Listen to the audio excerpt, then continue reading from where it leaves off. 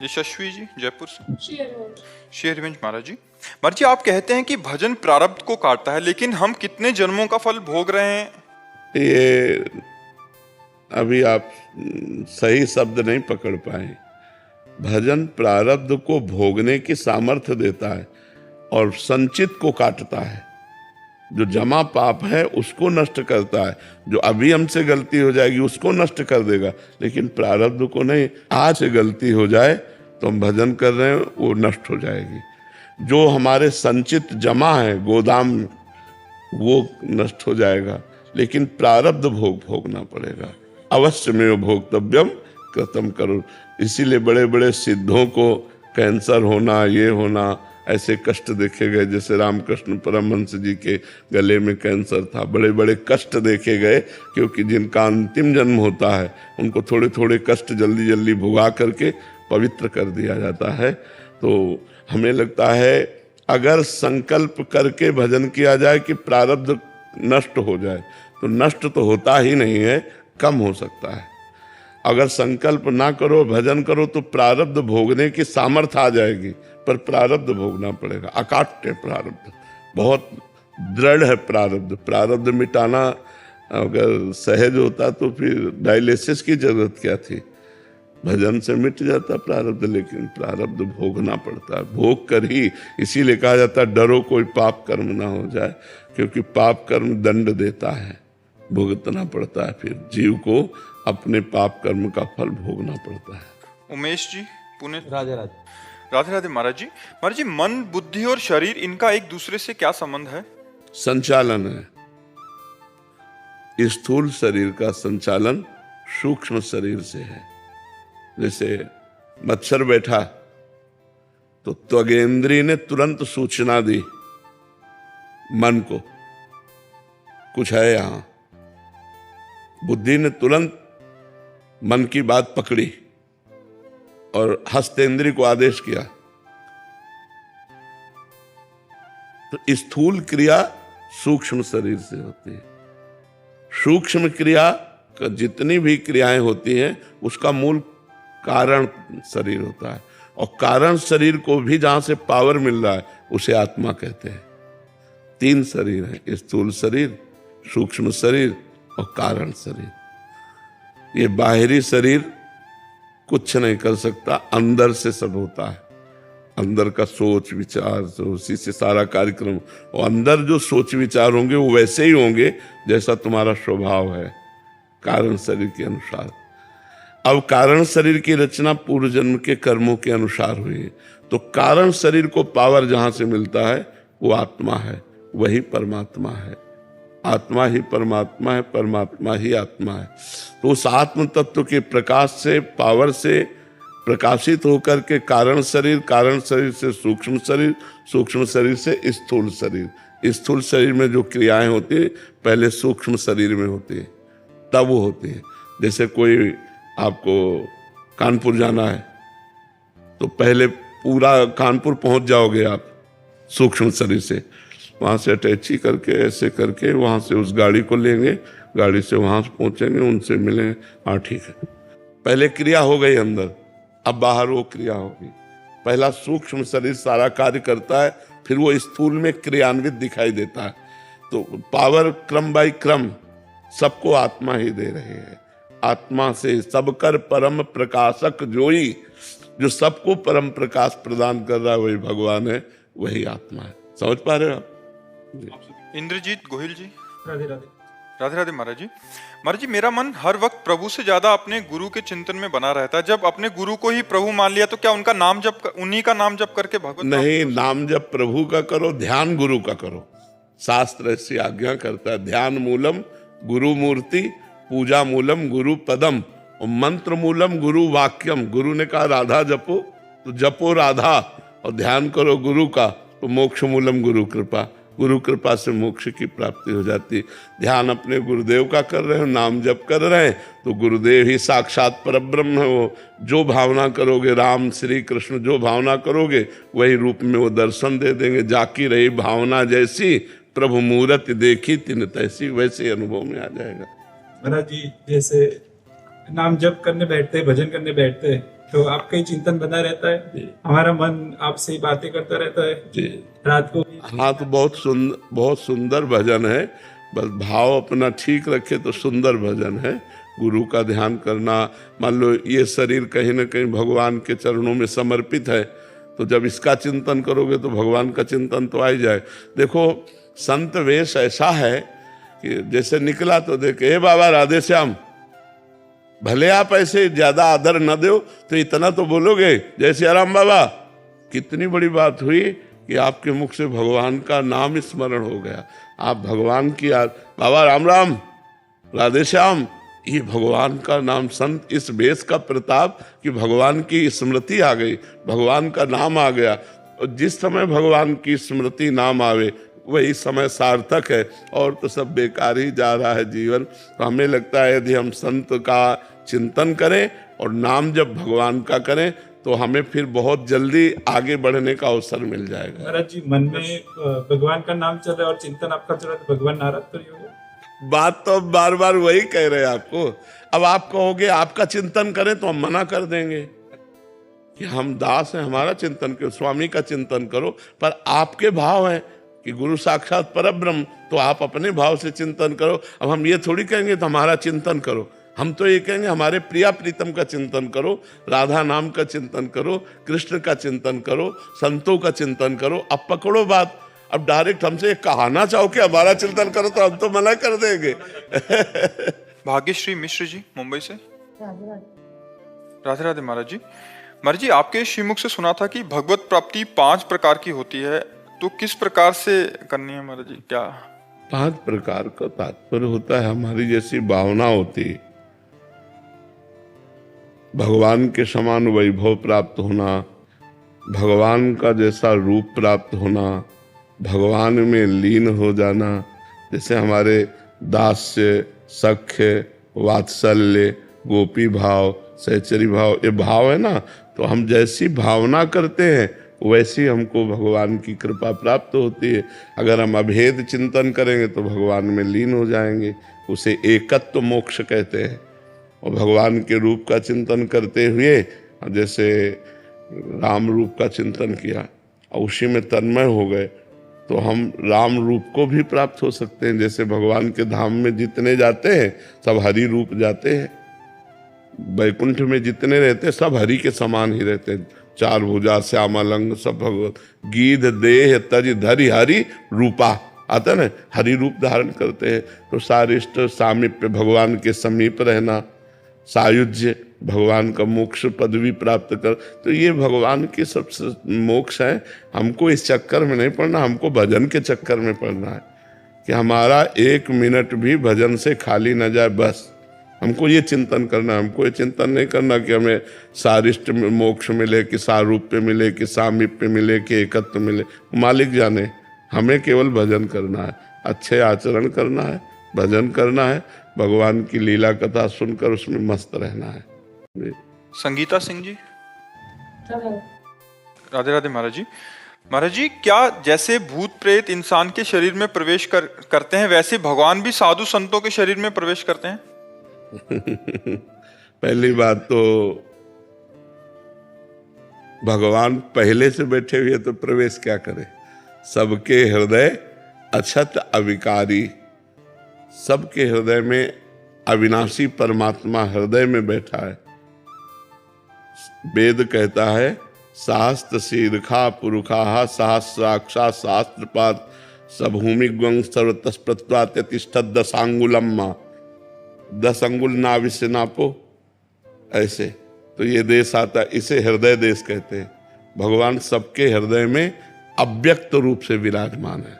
अव्यक्त रूप मतलब आपको दिखाई नहीं दे रहे, महसूस नहीं हो रहे, लेकिन सब कुछ उन्हीं से चल रहा है। तो वो प्रवेश क्या करेंगे? वो तो सबके हृदय में बैठे हैं। हाँ, अब समझना है, जैसे जितना भजन हमारा हुआ उतने भगवान का पावर प्रकाशित होता है। जैसे एक पापी आदमी है तो भगवान का पावर एकदम गुप्त है। थोड़ा भजन किया प्रकाश हुआ, थोड़ा और भजन किया प्रकाश हुआ, ज्यादा भजन हो गया पूरे विश्व में प्रकाशित हो गया, और ज्यादा भजन हुआ बड़े बड़े चमत्कार प्रकट हो गए। बीमार को ठीक कर दिया, ये कर दिया, वो बड़े बड़े चमत्कार, बड़े सिद्ध, वो भागवतिक प्रभाव है। प्रवेश तो भगवान तब करें जब भगवान वहां ना हो, भगवान तो सबके अंदर होते हैं, समझ में। अब रही भूतों की बात, तो जैसे अब हमारे कर्म का भोग आना है, हमारा हृदय मलिन है, तो हमारे एक आवेश आएगा, वो भूतों का हो, प्रेत का हो, पिशाच का हो, वो हमें दंड देगा, जलाएगा। जितने दिन होगा उतने दिन होगा, फिर अपने आप खत्म हो जाएगा, या कोई ऐसा संयोग बन जाएगा। प्रधान हमारा कर्म हमको दंड देगा, ना कि भूत प्रेत। अगर हमारा कर्म नहीं है दंड भोगने का, तो इस स्मशान से गुजर जाओ, कहीं कोई तुम्हें नहीं लगे। और अगर कर्म है तो घर बैठे तुम्हारे दिमाग खराब हो जाएगा, घर बैठे तुम में प्रेत का आवेश हो जाएगा। पर भगवान का ऐसा नहीं, क्योंकि भगवान सबके हृदय में पहले से विराजमान है। कहो सो कहाँ जहां प्रभु ना है, कहो भाई कोई ऐसी जगह जहां प्रभु ना हो, वो तो सब जगह विराजमान। लव जी। जय श्री महाराज जी, किसी भी मनुष्य को ये कैसे पता चलेगा कि वो इस जन्म में आत्मा का, उसकी आत्मा का क्या संकल्प लेकर आया है? संकल्प विकल्प से नहीं बात होती, कर्मों से होती है। हमारे पूर्व के कर्म जैसे हैं, तो अब भजन करोगे तो ज्ञान हो जाएगा तुम्हें कि पूर्व में तुम क्या थे, आगे क्या होने वाला है। भजन से पता चलेगा, ऐसे थोड़ी। ऐसे तो इतना भी तुम्हें पता नहीं, किसका प्रश्न है। ऐसे तो इतना भी तुम्हें पता नहीं कि तुम 9 महीने माँ के गर्भ में कैसे रहे, पता है बोला? हम सब लोग रहे हैं, लेकिन अपने लोगों को कुछ पता है? 1 सेकंड का भी पता नहीं। इसी जन्म की बात, तो हम क्या कर्म का संकल्प लेकर आएंगे, क्या पता चलेगा। भजन करो, भजन करो, तपस्या करो, तो उससे समझ में आएगा कि हमारे जीवन का उद्देश्य क्या है, हमारा जीवन सफल किसमें होगा। भजन के बिना तो सब जीवन बेकार। इसलिए भजन करो, नाम जप करो, गंदे आचरण मत करो, तो धीरे धीरे खुद जब हृदय पवित्र होने लगता है तो पता चलने लगता है कि हमारा पूर्व क्या है, आगे क्या है, सब पता चलने लगता है। अभी पहले भजन करो। अगर पता की बात, तो इसी जन्म का हमको क्या पता है? हम माँ के गर्भ में कैसे थे, हमें ज्ञान था कि हम थे तो हम ही, लेकिन हमें कुछ नहीं पता। तो पूर्व जन्म आगे का पता कैसे हो जाएगा? इसी जन्म का नहीं पता। इसलिए नाम जप करें तो हमारी बुद्धि पवित्र हो, तब पता चलने लगे। कोई कोई ऐसे भजनानंदी संत हैं कि कई जन्म की बात जानते हैं, अपने तुम्हारे सबकी बात जान लेंगे, वो सिद्ध पुरुष हो गए। तो ऐसे भजन से जाना जा सकता है। ये दिमाग की बातें नहीं है, ये भजन की बातें। जितना भजन करोगे उतना जान पाओगे। गौरव जी। राधे राधे। राधे राधे महाराज जी। महाराज जी, नाम जप करते समय क्या दिव्य अनुभूतियां जैसे ध्वनि, प्रकाश, दर्शन आना जरूरी है? पहले पाप नष्ट होना जरूरी है। उनकी जरूरी है सब। पहले पाप नष्ट हो, कब जानेंगे हमारे पाप नष्ट हो गए? जब हमारे अंदर केवल भजन चलेगा, साइड में कुछ नहीं।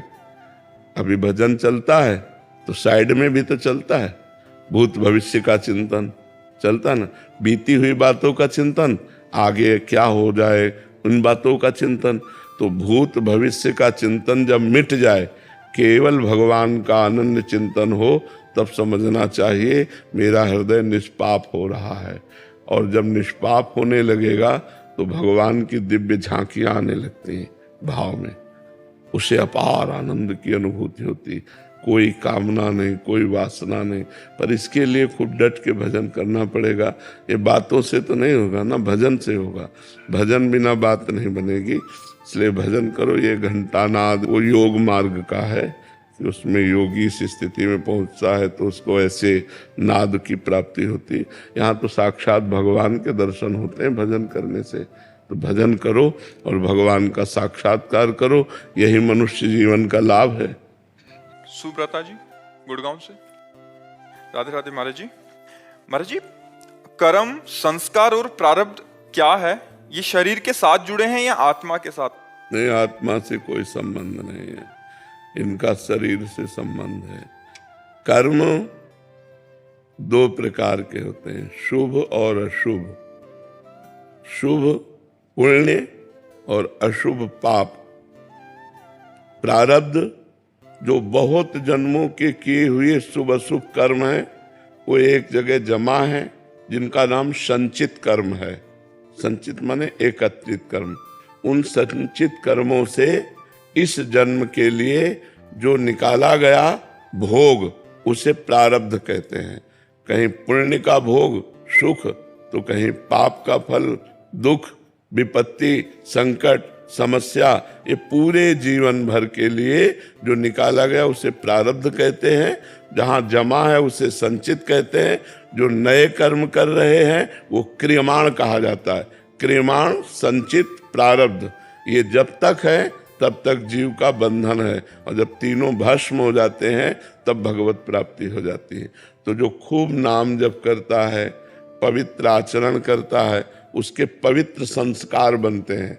जो अशुभ आचरण करते हैं, नशा करते हैं, बेविचार करते हैं, तो गंदे संस्कार बनते हैं। गंदे संस्कार, गंदा संकल्प, गंदा कर्म, गंदी योनि, नारकीय योनि, पशु पक्षी कीड़ा मकोड़ा, इसमें जाना पड़ता है।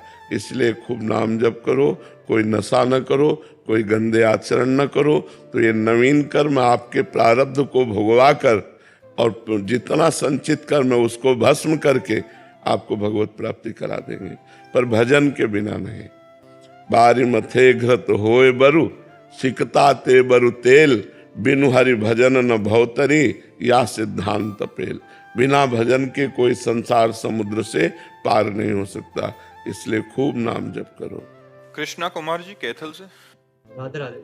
राधे राधे महाराज जी। महाराज जी, कर्म और भजन में कौन बड़ा? भजन, क्योंकि कर्म नाशवान शरीर से शुभ और अशुभ कर्म होते रहते हैं, और भजन शुभ अशुभ दोनों को भस्म करके सुख ही सुख प्रदान करता है। कर्म में कभी सुख है, कभी दुख है, कभी लाभ है, कभी हानि है, कभी मान है, कभी अपमान है, कभी निंदा है, कभी स्तुति है। लेकिन भजन में केवल भगवान और महासुख, वो सारे पापों को नष्ट करके वो अविनाशी पद प्रदान करता है।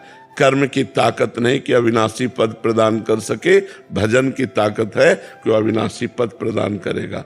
कर्म तुम्हारा अच्छा से अच्छा बनेगा तो स्वर्ग लोक जाओगे, वहां पुण्य भोग कर पुण्य छीने मृत्यु लोके विसंति, फिर मृत्यु लोक आओगे। लेकिन अच्छा भजन बन गया तो भगवान को प्राप्त हो जाओगे। तो कर्म से बड़ा भजन है। भजन करते हुए कर्म करो तो भगवान की प्राप्ति हो जाएगी। कर्म त्यागी नहीं होता, कर्म फल त्यागी होता है। भजन करते हुए जो कर्म किया जाता है वो भगवान की प्राप्ति कराता है, और जो केवल कर्म किया जाता है वो अवश्य में वो भोक्तव्यम कृतम कर्म शुभाशुभम, शुभ और अशुभ कर्म जो बनेगा उसे भोगना पड़ेगा। और भजन इन भोगों का विनाश करके भगवत प्राप्ति करा देता है। भजन की समानता तो कहूँ कहाँ लग नाम बढ़ाई, राम न सकहीं नाम गुण गाई।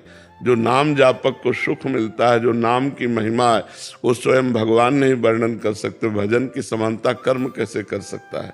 समझ में आया आपको जी? फॉर्म ठाकुर जी। राधे राधे महाराज जी, उपासक अपने उपास्य देव में अपना अहंकार कैसे समर्पित कर सकता है? सबका कारण ये अहंकार ही है, जो जन्म मरण कर्म सबका कारण। संसति मूल शूल प्रदनाना, सकल शोकदायक अभिमाना। आवागमन जन्म मरण का मूल ये अभिमान, समस्त शोकों का मूल ये अभिमान, समस्त कष्टों का मूल ये अभिमान, देहाभिमान। ये तभी नष्ट होता है जब हम गुरु की शरण में होकर उनके द्वारा बताई हुई साधना को करते हैं और वो साधना भगवान को अर्पित करते हैं, तो भगवान की कृपा से देहाभिमान नष्ट हो जाता है। जैसे अभी कि मैंने ये किया, फिर उस समय ये बात आएगी कि भगवान ने कृपा करके वृंदावन बुलाया, दर्शन कराए, साधु संग, ये सब भगवान की कृपा से। मेरे में कहाँ सामर्थ्य थी? भजन हो रहा है ये भगवान की कृपा से, अच्छे मार्ग में चल रहे ये भगवान की कृपा से। ऐसा अनुभव होता है। और अभी अनुभव होता है मैंने किया, मैंने उसको खवाया पिलाया, मैंने उसको दान दिया, मैं तीर्थ गया, मैं 11 बार अमुक जगह गया, ये अहम भरा रहता है। और जब अहम समर्पित हो जाता है तो तब भगवान की कृपा से सब हो रहा है। मेरी सामर्थ्य कहाँ थी कि मैं एक बार भी कृष्ण बोल सकूं?